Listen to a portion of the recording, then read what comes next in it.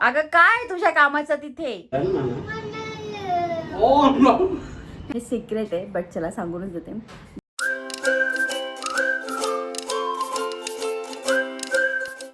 नमस्कार आणि welcome to the new vlog of the तने आणि खिलमिताना. तुमचं अगदी मनापासून स्वागत करते आपल्या एका नवीन ब्लॉग मध्ये. सकी हॅलो कर. नाही बाबा. तर आम्ही प्रत्येक विकेंडला ठरवतो की बाहेर नाही जायचं बट अशी काही कामं निघतात. तू इथे का बरं बसतो बिट्टू आज? इथे का बरं थंड आहे गाडी.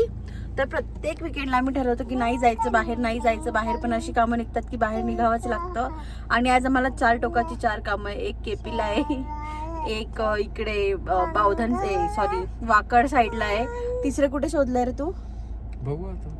आणि तिसरंच ठिकाण आहे. तर बघूयात. आणि एवढ्या गर्दीत निखिल त्यात चालू होतं की चालताना लोणावळ्याला जाऊ. काय लॉजिक होतं निखिल याच्या मागे? रिलॅक्स करायला लॉजिक काय पाहिजे त्याच्यात? फिरायचं एवढा उन्हाळ्यात दुपारी 2 वाजता लोणावळ्यात पोहोचायला 2-3 वाजतील, संध्याकाळ होईल. आणि आम्ही असं बसल्या कंटिन्यू गाणे म्हणत असतो.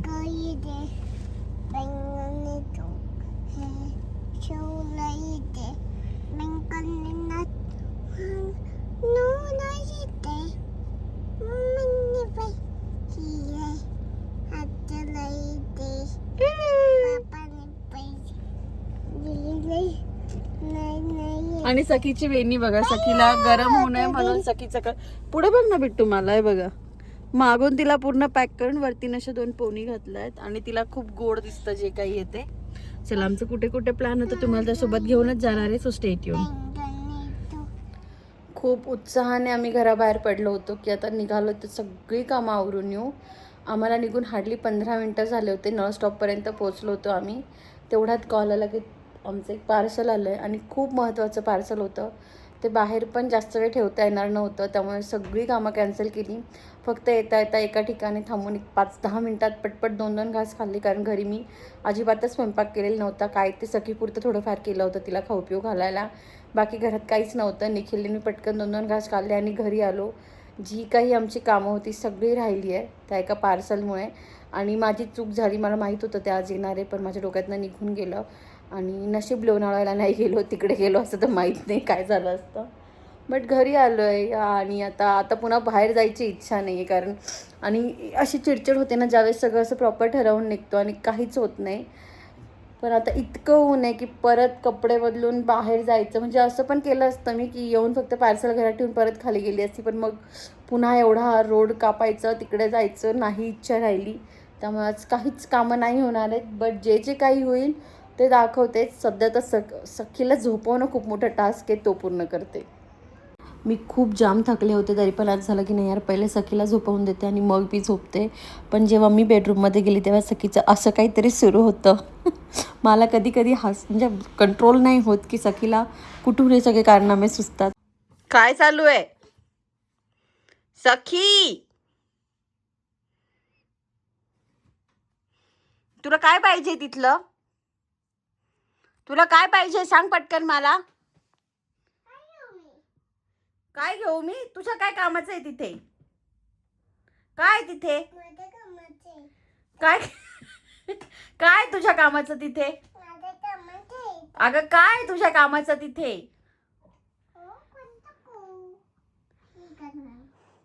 दुपारी झोपायची वेळ आमची अशी सुरू असते. हा हे कुठे लावायचं? आणि ते कुठे लावायचं? काय बॉडी लोशन आहे का ते? ते बॉडी लोशन आहे. आणि वरती काय? वरती आता ते बॉडी लोशन आहे का? बरं, आता झालं ना लावून. आता उतर खाली. आता उतरता येत नाही आम्हाला, फक्त चढता येतं. काय लावू? हा ते केसांचं आहे. बदमाश असतात पोरी, बदमाश. हे बघा मी हे सगळं लॉक करून ठेवलंय, खाली पण लॉक केलेलं आहे. आणि ती आता आजच आम्ही अनलॉक केलंय वरती चढायचं. फोडला लिप बाम फोडला. अजून काय? काय ते काय? मॅडमची छान झोप झाल्यानंतर संध्याकाळी तिला निखिल ग्राउंडवर घेऊन गेला होता. आमच्या सोसायटीचं जे ग्राउंड आहे तिथे त्या स्केटिंगचं पण मोठं ग्राउंड तयार केलेलं आहे, जिथे सगळे मुलं प्रॅक्टिसला वगैरे येतात. मोठे मुलं इथे अप्रतिम खेळतात, म्हणजे असं वाटतं की त्यांना कंटिन्यू बघत राहावं. आणि सखी तिथे जाऊन जाऊन थोडं थोडं शिकते आहे. निखिल याच्यासाठी हा स्केटबोर्ड पण आणला आहे आणि तो तिथे जाऊन तिला शिकवतो. तिथे ते कोच आहेत, ते काय 2 वर्षाच्या मुलीला ते नाही म्हणतात एवढं लवकर ॲडमिशन वगैरे द्यायला. बघूयात ती पुढे गोष्ट आहे. बट तिथे जाऊन ती रोज त्या मुलांचा स्केटबोर्ड घ्यायची आणि खेळायची म्हणून स्केटबोर्ड आणला. निखिल तिला बॅलन्स करायला शिकवतो आणि तिथले कोच पण हेल्प करता आणि सखीने इतकं छान बॅलन्स केलं ह्यावेळेस.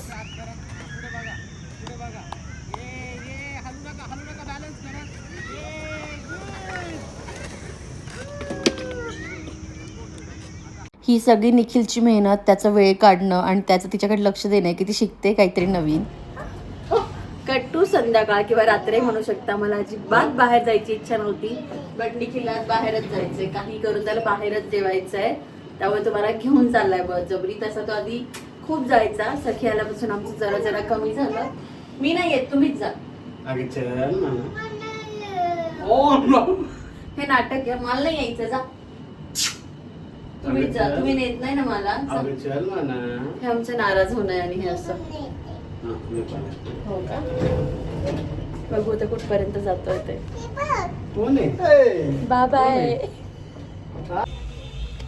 तर आम्ही ज्या ठिकाणी आलोय ना तिथे जशी ट्रॅफिक जाम रोडवर होते ना तशी हॉटेलमध्ये जाम झाली आहे आणि इथे वेटिंग आहे. 70-80 गाड्या लागल्या असल्या आणि इथे वेटिंग आहे आणि वेटिंग कुठे करायची, गाडीत बसूनच. आम्हाला आता 45 मिनिट्स गाडीतच बसून वेटिंग करायची. आम्ही रिझर्वेशनसाठी कॉल केला होता, बट ते ऑलरेडी बुक होतं. मग ते बोलले की या. तसे ते खाली एक दादा होते, ते बोलले की तुमचं बाळ आहे त्याच्यामुळे तुम्हाला मी लवकर बोलवतील. निखिल अशा ठिकाणी यायचंच नेमान म्हणून. स्ट्रीट हे आमच्या खूप घराजवळ आहे आणि खूप दिवसापासून यायचं होतं शिवून त्याला. तेव्हा पण लास्ट टाइम इथे यायचं होतं, तेव्हा पण टेबलची गडबड झाली. आज आम्हाला वाटलं काही नाही होऊन जाईल, पण काही नाही होत. म्हणून मला स्ट्रीट फूड आवडतं. पटकन मिळतं, झटक्यात खायचं आणि पटकन घरी जायचं. मोठ्या लोकांचे चोचले. मला काही नाही, आत्ता बी घरी जाऊ शकतो. मला पण असं वाटतं एवढा वेट करायपेक्षा. तर ते बघा माझं पिल्लू इतकं चिटकून गोड झोपलंय, मला किती गोड दिसतंय. बघू आता थांबतो 10 मिनिटात. जर काही जुगाड झालं तर ठीक, नाही तर घरी जाऊन डाळ भात भाजी पोळी जिंदाबाद. नाही फक्त डाळ भात, नाही तर मी खिचडीच करेल आज वरच्यावर. बघू काय होतं ते. इथे सगळे म्हणजे बऱ्यापैकी लोक वेट करताय, काही गाडीतच बसलेत. निखिल पण बाहेर गेलाय. आला काहीतरी निरोप घेऊन आलाय. ए बिट्टू, काय रे, होणार का जुगाड? काही करू ना, काहीतरी करू ना. नसेल होत तर चल, ती पण 10 झोपते. मिनिटं बघू, नाही तर जाऊ. किती लोक बसलेले आहेत वरती, गेट बंद केलं असं म्हणताय. सोने वेटिंग एरिया फुल. सखी ए चल, हे बघ कोण आलं. नको झोपू दे तिला. अरे तिला बाहेर घेतो, ती घरी झोपणार नाही तर रात्री. मॅडम एवढा गाढ झोप येते, पण रात्री झोपणार नाही ती. आता झोपली तर. चल. तिकडे गेल्यानंतर ना हार्डली 10 मिनिटात दादानी जुगाड करून दिला आणि आम्हाला वरती सोडलं. हे आमच्या घराच्या अगदीच जवळ आहे, तरी पण आमचं इथे जाणं होत नव्हतं. निखिलला खूप हौस होती इकडे यायची, तर म्हटलं चल यार, खूप दिवसापासून बाहेर पण नाही गेलो आहे. तिथे गेल्यानं स्टार्टिंगला खूप गरम होत होतं, नंतर इतकं छान वाटायला लागलं. सखी रुसून बसली होती, नंतर ती इतकं एन्जॉय करायला लागली. मी पहिल्यांदा हे मॉकटेल ट्राय केलं होतं पेरूचं आणि हे ऑसम होतं. सखीची आणि निखिलची तिथे खूप रनिंग चालू होती. त्यानंतर सखी बापाचे बंद फोनमध्ये खूप सारे फोटो पण काढत होती आणि हा ॲम्बियन्स खूप छान होता. आणि एवढ्या गर्दीत निखिल आणि सखी पकडापकडी खेळत होती, तर मला इतकं हसू येत होतं. आम्ही तसं पटकन आवरलं, कारण सखीला झोप पण यायला लागलेली होती. तिथे ना 2 सबस्क्रायबर भेटल्या, इतक्या गोड होत्या दोघी. मला दोघींनाही भेटून खूप खूप खूप छान वाटलं. तर म्हटलं घेऊयात व्लॉगमध्ये. 2 Day 3. तर परवा खूप जास्त काही कामं नाही केले, बट दिवसभर फिरल्यामुळे इतकं थकल्यासारखं झालं होतं की रात्री काय मला व्लॉग एंड करता आला नाही. म्हटलं काल पण दिवस असाच गेला माझा. काल 2-3 खूप महत्त्वाचे शूट्स होते, त्याच्यातच वेळ गेला. काल पूर्ण दिवस गेला असं म्हणायला हरकत नाही, but I think I am blessed की चला यार माझ्याकडे काम आहे काहीतरी, त्याच्यामुळे दिवस जातो आहे. सो त्याची तक्रार करून पण चालणार नाही, ती पण तुमचीच कृपा आहे माझ्यावर. असो तर आज म्हटलं ब्लॉग एंड करूयात. आणि ह्या 2 दिवसात असं झालं ना की मला घरी पण फोन नाही करता आला. स्पेशली परवा असं झालं होतं, मी सकाळी उठल्या 9-10 वाजता असं असतो ना, तो आईचा फोन होतो, आईचा पण फोन होतो आमचा सखीसाठी. त्या दिवशी असं झालं की नाहीच झाला फोन. 2, 2:30, 3, 3:30, 4 वाजले तरी पण फोन नव्हता झाला. आणि माझा फोन सायलेंटवर होता. दादा आणि आई मला कंटिन्यू कॉल करत होते. त्यांनाच झालं की त्यांना हिचा कॉल का नाही आला, हिचा कॉल का नाही आला, कारण माझा न चुकता कॉल होतो. आधी गौरीसाठी व्हायचा, सखी झाल्यापासून सखीसाठी व्हायला लागला. तसं झालं की काय नाही उचलत आहे ही फोन, काय झालं हिला. आणि ना निखिलचा फोन मॅपला होता, त्याच्यामुळे एकदा दादाचा फोन आला तर मीच तो गाडीत कट केला. माझा फोनकडे लक्ष होतं, पण दादाचा फोन तर मीच कट केला निखिलच्या फोनवर. आणि मी इकडनं फोन ट्रायच करत होती त्याला, आणि त्याने उचलला नाही. मग मी परत आईला केला, तेवढ्या वेळात त्याचा निखिलला फोन आला आणि तो इतका चिडला होता आमच्यावर. इज लाईक काय झालं तुम्ही लोकं फोन का नाही उचलत आहे. तर जनरली आमचं जेव्हा नवीन नवीन लग्न झालं होतं ना, तेव्हा असं व्हायचं की जेव्हा आमचे वाद व्हायचे ना, तेव्हा आई पप्पांना तर सांगू शकत नव्हतो, इकडे आई तर त्यांना पण सांगू शकत नव्हतो. सो दादा वहिनीच असे असायचे की ज्यांच्याकडे असं तो पण बोलायचा, मी पण बोलायचे. आणि तेव्हा असं व्हायचं की आम्ही फोन नाही उचलते, हे नाही करत. तर सुईजले काय झालं तुम्ही फोन का नाही उचलते. म्हटलं आमचे काही भांडणं नाही झाले, आम्ही एकदम ओके. पण आमचं लक्षच नव्हतं असं. त्यांनी इतकंच आपलं माईला पण फोन केला. आईला म्हटलं अगं चिल, काही नाही झालं आहे, तू हे नको करू. ते सुरुवातीचे दिवस होते.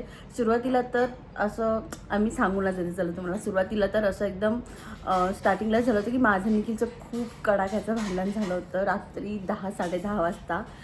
हे सिक्रेट आहे, बट चला सांगूनच देते. 10, 10:30 वाजता भांडण झालं होतं. आणि त्याला म्हटलं मला आत्ताच्या आत्ता माझ्या पप्पाकडे जायचं आहे, मी कॅबने चालले वगैरे वगैरे. मी जॉबला लागली होती नवीन, तुझी काही गरज नाही काइंड ऑफ, मी चालले म्हटलं माझी घरी. आणि तो इतका चिडला, त्याने माझी बॅग घेतली, गाडीत टाकली. तो पुण्याहून मला आळे फाट्यापर्यंत घेऊन गेला होता. म्हणजे आम्ही नाशिकला पोचलो पण नसतो, मी त्याला आळे फाट्याच्यावर सॉरी बोलली. आणि मग तो मला परत घरी घेऊन आला. त्या दिवशी कळलं की नवऱ्याकडे लाड आहेत, पण फालतू लाड नाही आहेत, फालतू हट्ट नाही आहे. रेड फ्लॅग नाही आहे, तो टोटली ग्रीन फॉरेस्ट आहे. बट त्याच्याकडे फालतू गोष्टी चालत नाही, ज्याची गरज नाही आहे त्याची. आणि त्याचा थोडा धाक पण आहे मला, आणि माझा पण आहे त्याला. सो हे खूप नवीनची गोष्ट होती आमची. आणि तेव्हा पण आमचं काही वाजलं तर दादा वहिनी हेच, कारण की आईवडिलांना काय त्रास देणार ना. सो ते दोघं असे पॉईंटवर असायचे. त्याच्यामुळे असं नाही झालं फोन बिन तर त्यांना असं होतं की बापरे यांनी फोन का नाही केला. तर त्याच्यात पण आमचा बराच वेळ गेला त्या दिवशी. तर असं काहीसं होतं काल, आज आणि परवाचा दिवस. पुढचा जो ब्लॉग येईल तो पण खूप स्पेशल असणार आहे, सो तो पण मिस नका करू. त्यासाठीच काल मी खूप मेहनत घेतलेली आहे. सध्या माझ्याकडे खूप भरभरून काम येतं आहे, मला नाही म्हणावं लागतं एवढं काम येतं आहे.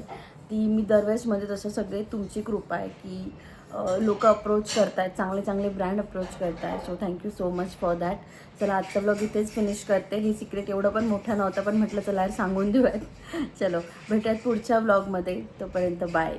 अरे ते सांगायचंच राहिलं, व्हिडिओ आवडला असेल तर do like, share and subscribe. तुमच्या मित्रमैत्रिणींना पण व्हिडिओ पाठवा. आपण 100Kच्या खूप जवळ गेलो आहे, सो सबस्क्राईब करायला विसरू नका. इथपर्यंत आलाच आहात तर छोटा हात तो बनता आहे यार.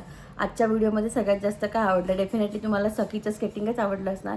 बट स्टील दुसरं काय आवडलं असेल तर खाली कमेंटमध्ये नक्की सांगा. आपल्या साडीच्या ब्लॉगला पण तुम्ही खूप प्रेम दिलं, त्यासाठी पण खरंच थँक्यू सो मच. भेटत पुढच्या ब्लॉगमध्ये. चला बाय.